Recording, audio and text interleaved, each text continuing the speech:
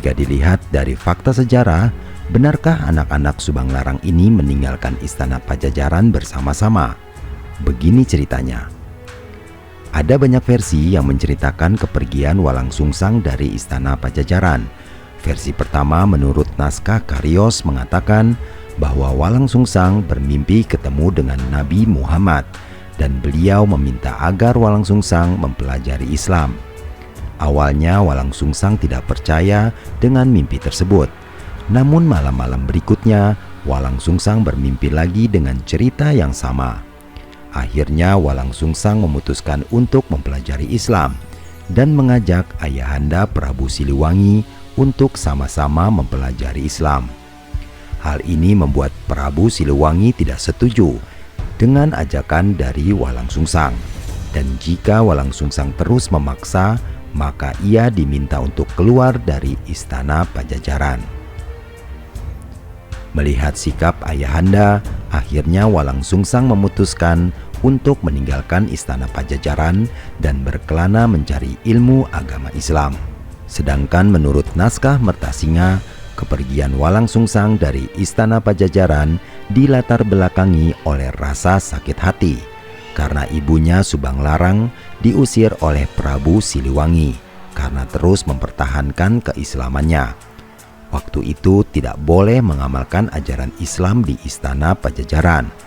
Akhirnya Subang Larang diasingkan ke Banten oleh Prabu Siliwangi.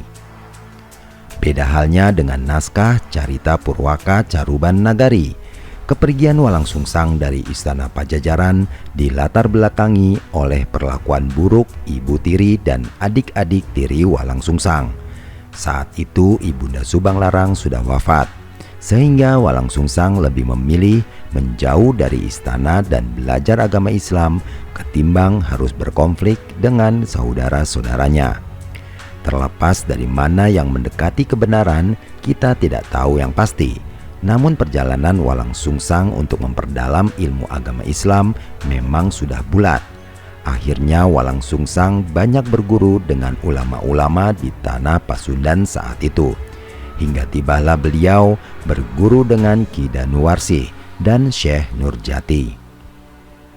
Disinilah perbedaan dengan episode terakhir sinetron Raden Kian Santang, di mana saat Walang Sungsang berguru dengan Ki Danuwarsih, adik perempuannya yaitu Rara Santang ikut menyusul. Ia lebih memilih hidup bersama kakaknya ketimbang hidup di istana.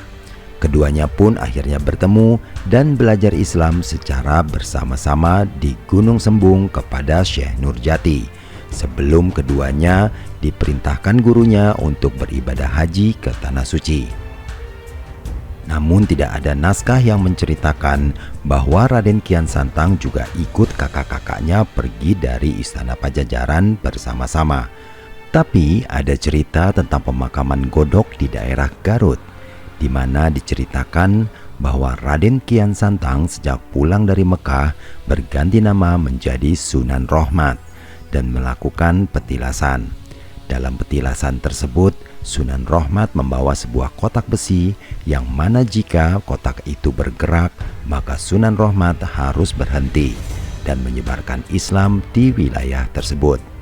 Dan tibalah Sunan Rohmat di daerah Godok Garut, dan kotak besi itu bergerak-gerak, menandakan beliau harus syiar agama Islam di wilayah itu. Sampai akhirnya Sunan Rohmat meninggal di wilayah ini, dan tidak jauh dari pemakaman Godok ini ada sebuah masjid yang diyakini adalah peninggalan dari Sunan Rohmat. Benar atau tidak, wallahu a'lam.